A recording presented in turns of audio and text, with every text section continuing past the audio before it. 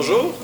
On est présentement chez Chaloupe Verchères à Verchères pour mon premier balado d'une série balado sur, mon travail de député dans la circonscription. Parce que moi, en tant que député, j'ai la chance de porter la voix des gens au Parlement, mais j'ai aussi la chance d'être un témoin privilégié de toutes sortes d'entreprises, d'organismes, de mouvements, puis de choses que je pense que ça peut valoir la peine de raconter puis de partager. Puis aujourd'hui, justement, on est avec Mehdi Tremblay de Chaloupe Verchères. Alors, bonjour Mehdi. Salut Xavier, ça va? Ça va bien toi? Yes. Merci d'avoir accepté de nous rencontrer aujourd'hui, de prendre du temps pour qu'on parle de toi puis de Chaloupe Verchères. Merci.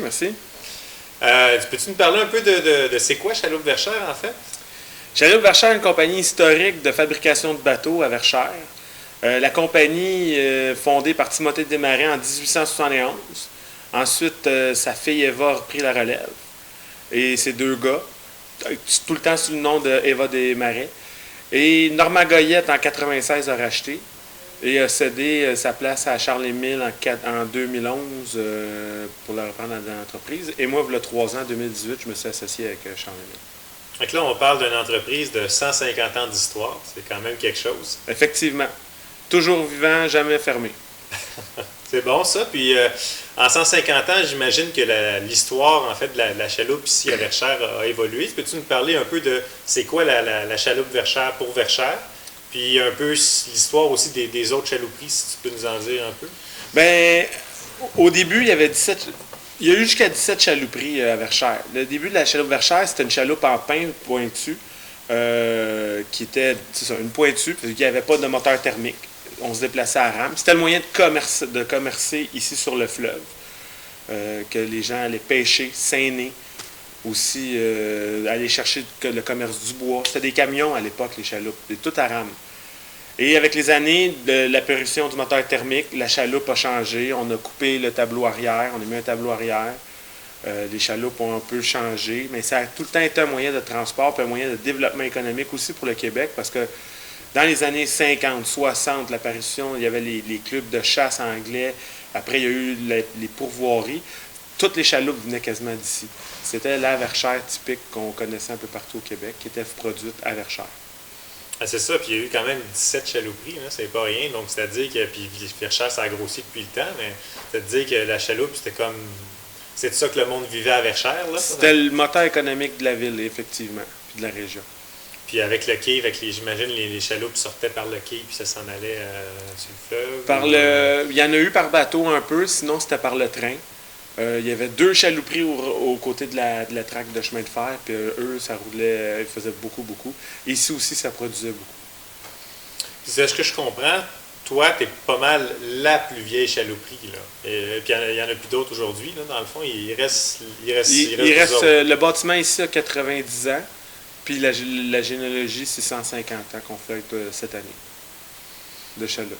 Donc, c'est ça, j'imagine, ça veut dire que la chalouperie qui était la chalouperie Desmarais, Verchères, chaloupe Verchères, en tout cas pris par les Desmarais, elle a changé de place ou c'est la bâtisse qui a changé? Avant, M. Desmarais faisait ça sur le bord de la Grève au début. Puis là, à un moment donné, il y a eu les sous pour pouvoir lever le bâtiment qui est ici. C'était vraiment. C'est fait comme une manufacture. Le bois rentre dans la porte, dans la rampe en avant. Et ici, on est dans la chambre de peinture. Puis ça roulait que là, les chaloupes s'en venaient ici. Puis ils se faisaient peinturer. Puis les moteurs et les remorques étaient dans le sous-sol. Fait que c'était comme un peu une chaîne Ford. Fait que le bâtisse, c'est vraiment conçu pour être une chalouperie. C'est pas une grange ou une maison ou qui a été transformée ou arrangée. Parce que je sais qu'il y a d'autres chalouperies qui ils avaient patenté un peu des bâtiments pour en faire des chalouperies, mais ça ici, c'est conçu comme tel. Oui, effectivement. C'est quand même au niveau patrimonial, il y a quelque chose de fort là, derrière ça. Ah, il y a de l'histoire ici dans le panel. Comme bâtisse historique, oui, il y a beaucoup d'histoire. Puis même encore, on le voit à travers, quand on se promène dans la chalouperie, les écrits sur les murs, les dates. Juste tantôt, quand je te montrais le thermomètre avec les années en 79, record de chaleur. Il y a beaucoup d'écrits. Les glaces ont pris le 6 janvier, puis le 18 janvier, le brise-glace passait en 75, puis il y en a à 59. J'ai encore on a encore le pamphlet du Canadien D'ailleurs, ils ont perdu hier, mais en tout cas, on a encore le pamphlet du Canadien de 67-68 et 69-70 ici en bas. C'est-à-dire que ça n'a jamais bougé. J'imagine, faites-vous encore des découvertes des fois, des vieux outils ou des affaires cachées dans les murs? Oui, des fois, oui. On trouve dans les armoires. Les armoires à Jean-Louis, on a trouvé des papiers intéressants. Puis on fouille aussi on a beaucoup encore d'historique de la chalouperie ici dans les papiers qu'on fouille. Puis on garde aussi tout ce qu'on est capable de reprendre comme pièces historiques. On a encore l'écriteau de la chalouperie Gaston Chicoine ici qu'on a réussi à récupérer. Fait que c'est bien important de garder notre patrimoine parce qu'on est les derniers. Fait que est-ce que vous êtes capable d'aller chercher un peu du restant des autres chalouperies un peu? Parce qu'il y a comme un témoignage à quelque part aussi. Ben, souvent, c'est les vieux qui ont des pièces chez eux, puis avant qu'ils meurent, ben, on leur demande quand vous voulez les en défaire, puis souvent, ils nous les donnent. Ils nous donnent les morceaux. Comme ça, on peut se les storer et les garder comme preuve d'histoire. C'est quoi qui te pousse là, comme individu? Tu te lèves un matin, tu te dis, bon, moi, je m'en vais fabriquer des chaloupes à Verchères. Je pense, je sais pas si tu as grandi à Verchères, je pense pas que tu viens d'ailleurs. Tu es tombé en amour avec Verchères d'une certaine façon, ouais, avec ouais. la chalouperie. Comment ça s'est passé? Ben, c'est une amitié avec Charles-Émile. Puis je le voyais. Moi, j'ai pagayé beaucoup de rivières, fait guide de rafting, capitaine de saute-mouton pendant 4 ans. Puis j'ai fait aussi de la construction, mais j'avais tant de passion pour l'eau. Puis quand j'ai essayé ces bateaux-là, j'ai tombé tout de suite en amour. La glisse du bateau, le confort aussi. Puis j'ai dit, waouh, on peut pas arrêter de faire des bateaux comme ça, parce que c'est des bateaux qui vont très bien. Puis ça a une conception qui est incroyable, puis ça a un look aussi féminin. Parce qu'une chaloupe Verchères avec son rouge à lèvres, c'est quelque chose. Avec son rouge à lèvres? La bordure rouge à l'extérieur, ben oui. C'est le petit côté féminin de la Verchère. Ah, c'est pas pire. Ben oui, c'est vrai. C'est un peu une caractéristique. Là. Il y a comme une certaine caractéristique qui viennent toujours avec une chaloupe Verchères, qui font la réputation aussi de la chaloupe. Mais anciennement, c'était les couleurs qu'on trouvait dans la quincaillerie. Ben, le magasin général, qui était ici en haut de la côte, tu avais du vert, tu avais du rouge, puis tu avais le gris pour les planchers, les galeries un peu partout, comme les presbytères. Et anciennement, les galeries étaient peinturées en gris, un petit gris bleu. Puis c'est pour ça qu'on a gardé le typique vert, rouge et gris intérieur. C'est intéressant. Qu'il y a une histoire même derrière les couleurs, en fait, puis la peinture. Oui, effectivement. Là, derrière nous, on en a une jaune, mais ça, on en fait d'autres couleurs. C'est dépendant au goût des clients. On peut les changer aussi.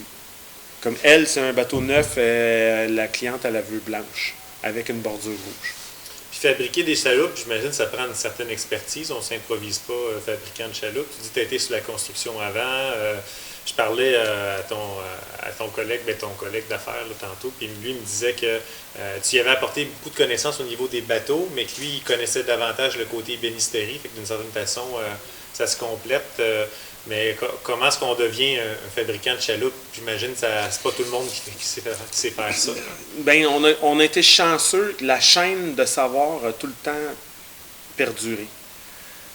Quand Normand Goyette a racheté en 1996, Charles-Émile est venu travailler un été de temps avec les Desmarais, avec Jean-Louis Desmarais. Puis c'est là qu'il a appris à faire de la chaloupe. Fait on a le savoir-faire qu'eux ont appris des plus vieux.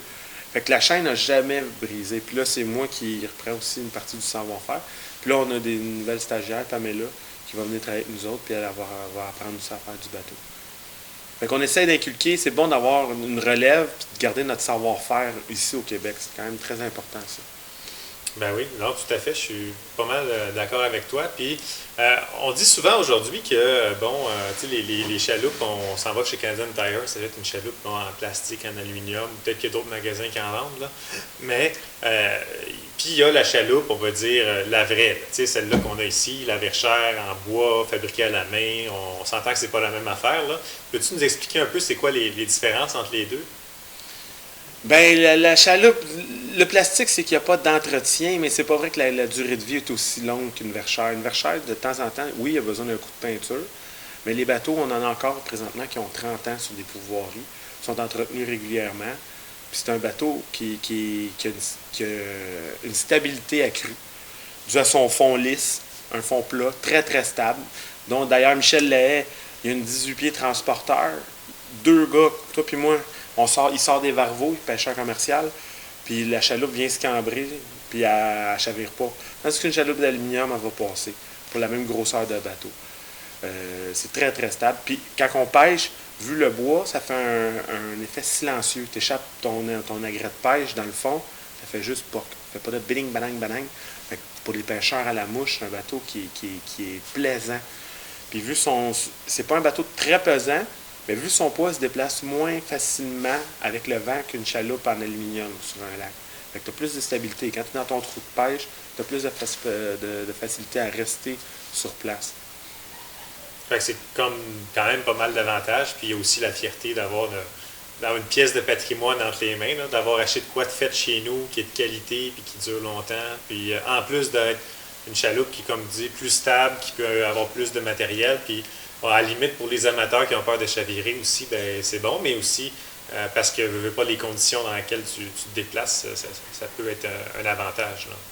Oui, effectivement. Puis sinon, bon, c'est ça, on a parlé peut-être un peu de qu'est-ce qui distingue la verchère des autres chaloupes, mais c'est qui les clients typiques de vos chaloupes? Qui c'est qui achète ça? Tantôt, tu m'as parlé même qu'il y a des pêcheurs qui achètent ça. Oui, il y a encore des pêcheurs, des clubs privés. Pourvoirie, on a la Pourvoirie du Lac Métis qui sont clients. Sinon, on a le Club d'Industrie Alliance qui ont toutes des verchères en Haute-Baie-Saint-Paul. Eux autres, il y en a une vingtaine encore, qui en achètent régulièrement. On a M. Joseph Kruger, qui est président de la Kruger, que lui, tous les jours, il rame dans sa verchère. Il vient nous en commander d'ailleurs 2, dont une qui s'en va au Bahamas pour se tenir en forme. 2 heures de ramage par jour pour tenir son haut de corps. Les clients sont un peu variés, mais il y a beaucoup aussi d'anglophones qui gardent le savoir-faire puis une partie du patrimoine du bateau de bois. C'est quand même surprenant, on s'en entend pas, mais on en vend quand même passablement en Ontario. Fait que dans le fond, c'est des gens qui cherchent de l'authenticité à quelque part aussi, là, qui viennent chercher ces chaloupes-là, entre autres, parce que le côté, on sait qu'on a quelque chose de vrai, de solide, durable, puis... Bien, l'authenticité, puis le bien... Parce que les vieux, ils vont tout le temps te conter des histoires. Dans notre temps, c'était bien mieux qu'avant. Mais on en a un, M. Bill Clegan. Il est un Ontarien. Lui, il jurait que par des verchères. Il était dans le coin de Verdun, là, il est rendu en Ontario. Puis Bill dit non, une verchère, c'est ça que ça prend. Puis lui, il fait des courses avec ses amis, avec les mêmes moteurs, des mêmes vieux 25 forces. Puis il les a mangés avec sa nouvelle verchère. Puis il dit, verchère, c'est un produit qui marchait et qui marche encore, qui est toujours à date. C'est-tu un peu la Cadillac des chaloupes d'une certaine façon? Non, c'est la Rolls-Royce. C'est encore mieux. Ouais. Puis j'imagine que, bon, une chaloupe, c'est pas nécessairement tout le monde qui s'achète ça. Comment est-ce que les gens qui veulent vous encourager, par exemple, comment est-ce qu'ils font pour pouvoir bénéficier un peu de l'expérience verchère sans nécessairement s'en acheter une? Y a-t-il façon? Bien, on est rendu on fait la location depuis 3 ans de chaloupe. Des 18 pieds, des vrais verchères en bois avec un moteur 25 forces Yamaha pour aller explorer le fleuve. Une sortie, pique-nique en famille, aller voir les îles de Verchères, puis se promener jusqu'à Contrecœur ou à la Varenne, ou même aller à Montréal ou à Sorel. On est proche. Ici, on est comme au milieu. Puis pour aller pêcher, il y a beaucoup de familles qui viennent pêcher. Hier, on avait un client, Stéphane Lapointe, qui est venu avec sa femme. C'est un peu triste parce que sa femme a un cancer, puis c'est sûrement la dernière fois qu'elle allait pêcher, mais ils se payaient un trip d'une journée en Verchères, puis ils ont adoré leur moment parce que le bateau est super stable, ils ont eu une belle qualité, une belle journée, c'était impeccable. Des fois, le monde, ils ont une appréhension contre le fleuve, oh, c'est gros, ça brasse, mais non. C'est un plan d'eau qui est facile à naviguer, puis on le fait tout encadré avec les cartes bathymétriques. Puis la journée est incroyable. On peut arrêter, il y a des plages ici sur les îles, on peut arrêter. On vous montre où vous pouvez arrêter, prendre un petit pique-nique avec les enfants, jouer, passer une belle journée. Puis des chaloupes, vous en fabriquez combien par année à peu près? Cette année, on va être une 12aine de chaloupes. 12 chaloupes? Ouais. Ça veut dire que ça prend un certain temps à faire, j'imagine? Ça prend, par groupe de 6, ça prend à peu près un mois, 5 semaines, dépendant. Fait que c'est long quand même faire une chaloupe. C'est des meubles qui flottent. C'est vraiment des meubles qui flottent. Dans la fabrication, tout est collé, cloué, galvanisé à chaud ou collé, vissé inox. Les peintures, on a changé les peintures. On a trouvé des peintures plus performantes. Avant, ils peinturaient avec la peinture à métal Corostov. Là, on est rendu avec des composites, des peintures époxy et polyuréthane, qui donnent un fini aussi plus beau, qui dure beaucoup plus longtemps qu'avant, les peintures. Ça, c'est un avantage. Parce qu'on veut moins d'entretien, puis on va avoir une qualité supérieure, puis garder aussi le bateau le plus longtemps possible. Ça doit être un défi quand même s'approvisionner en bois parce que c'est tout fabriqué en bois. Là. Il n'y a pas de contreplaqué, il n'y a pas de MDF, il n'y a pas de. Il y a du contreplaqué marin, mais le bois, c'est tout des. On est spécialisé aussi chez Chaloupe Verschère dans le bois extra longueur. On fait aussi de l'ébénisterie parce qu'on fait des chaloupes un certain temps de l'année, mais le reste de l'année, on fait de l'ébénisterie, autant des marches que des tables, que des rampes. On fait un peu de tout. On est diversifié. Puis on est spécialisé dans le bois extra longueur. Nous, on va acheter les bio chez les cultivateurs. On fait scier le séchage. On fait de toute la transformation. C'est vous autres qui faites le séchage, le sciage, tout. Oui, on gère tout ça. C'est quelque chose pareil. Là. Parce que faire un bateau, ça prend c'est pas du 12 pieds ou du 16 pieds que tu achètes au Clos de Bois parce que c'est des bateaux qui sont cintrés. Pour le pliage, ça prend certaines qualités de bois. Dans le pain, dans le frame, les bordures. Ou le BC Fir, le sapin Douglas. Ça, on en achète qui vient de l'Ouest pour certaines applications. Mais oui, on s'arrange d'avoir de A à Z notre approvisionnement. Puis au niveau de la fabrication, c'est quoi un peu les étapes quand on veut fabriquer une chaloupe? Comment ça se passe? Quand on commence, on prédécoupe, on fait nos collages de tableau arrière. Ensuite, on a les pinces en avant qu'on machine. Puis on a une table arrivée en bas on rive tous les côtés on met un lien de colle. Puis la membrure de pain sur le contreplaqué marin, on le fait au marteau. Puis tous les clous sont rivés pour donner une force accrue au bateau. Ensuite, une fois qu'on a fait notre machinage de pièces, on commence à l'assemblage. On met la pince, on ferme le bateau, 30 hommes. On met les bancs, on refait le bateau, puis on fait le fond. Après, c'est les étapes de peinture.